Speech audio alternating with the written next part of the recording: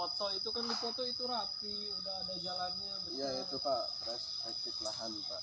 Jadi sebenarnya ini lahan belum di keliru gitu ya, belum diproses, belum ada kapak BPN. Jadi Bapak soal ukuran bisa request. Dan jadi juga saya bisa request. Ini kan lahan udah berada di pemukiman, jadi udah siap untuk dibangun rumah hunian ataupun investasi tanah. Ini